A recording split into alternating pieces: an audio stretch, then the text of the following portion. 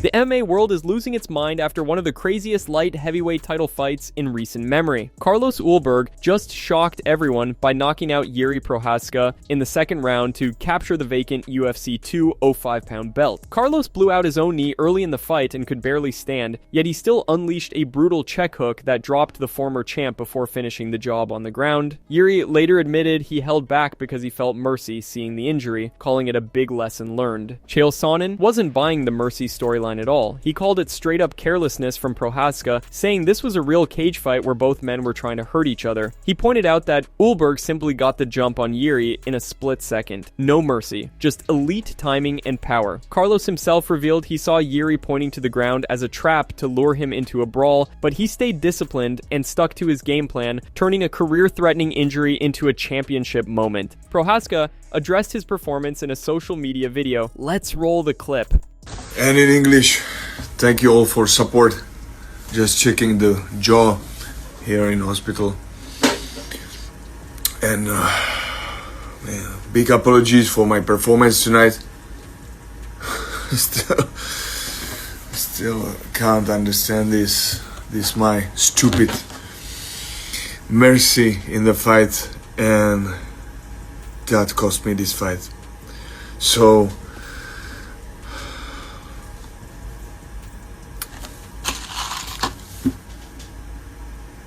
I would like to fight a rematch,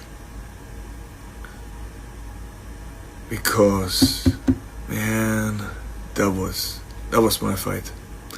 That was my fight, and I just gave him this opportunity to catch me. And big apologies to everyone who support me.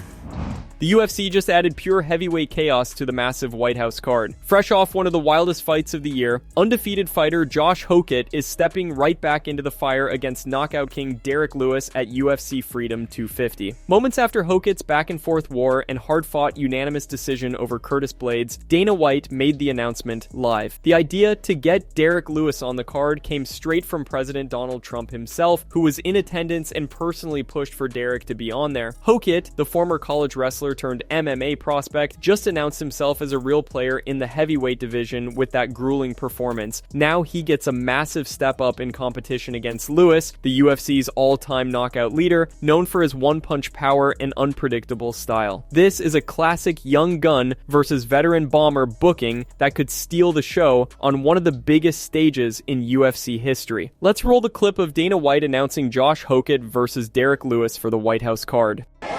I said, Derrick, the president just asked me why you're not on the card. Do you want to fight on the White House card? And he goes, of course I do. Tell the president, thank you, I want to do it. Then the Hokit card plays out, the fight plays out. He beats the number 5 ranked guy in the world, and Joe Rogan says, is there still room on the White House card? We went back and talked to him. Hokit versus Derrick Lewis was just added to the White House card in the last 10 minutes.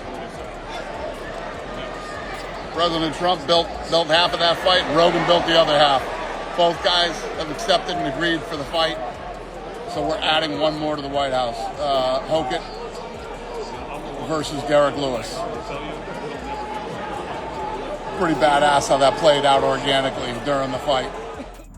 Carlos Ulberg is not here for the disrespect. The brand new UFC light heavyweight champ just fired back at his critics, including Joe Rogan, after his shocking knockout victory over Jiri Prochazka. Many analysts called the win a miracle, claiming it had more to do with Jiri's mistake of showing mercy than anything Carlos actually did. But Ulberg isn't buying it. He says he deserves full credit for staying composed after blowing out his knee early in the fight, sticking to a game plan he's been preparing for years and capitalizing when the moment came. Carlos emphasized that these things happen all the time. It wasn't luck, and it definitely wasn't a miracle. It was exactly what he trained for. When asked about Rogan's take that Jiri stopped pressing after seeing the injury, Carlos made it clear he expected chaos and was ready for whatever unfolded inside the octagon. Ulberg overcame a serious injury most fighters couldn't even walk through and delivered a crazy highlight reel knockout over a former champion. Let's roll the clip of Carlos clapping back at Rogan in the post-fight presser. He's seen what has happened in the past from guys doing that to me, and I work off that back foot, but then when I want to land, I'll land it. He He's a smart man. He's a smart man. I'm sure he's got himself to this level for a reason. And this is the fight. This is the fight game, and these sorts of things happen. And I've already dealt with that. I've already said to myself that whatever happens in that cage, we have to keep going. We have to keep pushing through. We have to keep going until you get that belt, because nothing is going to stop me from getting it. I'm no doctor. I have no idea what's going to happen, but all I know is we'll go and assess it, see what happens, and then try to get into the gym as soon as I can. Hopefully it's not as bad as it may seem, but I'm looking to get in the gym as soon as I can. Paulo Costa just made a massive statement in his light heavyweight debut and immediately turned his attention to the biggest name possible. After destroying previously undefeated Azamat Murzakanov with a vicious third-round head kick TKO at UFC 327, the Brazilian made clear that he's got serious beef with Khamzat Chimaev and wants that fight next, even across divisions. Costa, who's now on a roll after 2 straight finishes against Russian fighters, openly admitted he hates Russians and sees Chimaev as the perfect next target. He's calling for the matchup at 205 pounds, positioning himself as a dangerous new force in the light heavyweight division, while the title picture continues to shake up around Carlos Ulberg. This challenge adds major personal heat to an already stacked 205-pound landscape. Costa's power, durability, and willingness to throw bombs make him a tough matchup for anyone. Khamzat, who is set to face Sean Strickland at UFC 328, will most likely move up to light heavyweight if he gets past Strickland, with limited exciting options left at middleweight. And while an immediate title shot is expected, a future showdown with Paulo Costa would be massive given their heated history. When you think about what's next, you're going to have a number next to your name in this division come next week. So is there someone on your radar, someone you're eyeing to face next? You know, I have a lot of names, but I have a beef with Chimaev. I call him Gourmet Chechen. I'd like to fight him.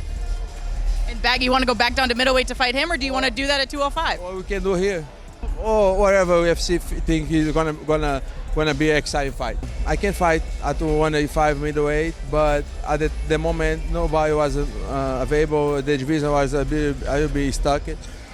So I look for light heavyweight. I saw Azamat. He was undefeated, tough guy. The coach say, he's very tough. Paulo, are you sure? I say, I want big challenge. I want to fight the best in the world. Bring a great show. And he was so Paul. I say, okay, I can beat this guy.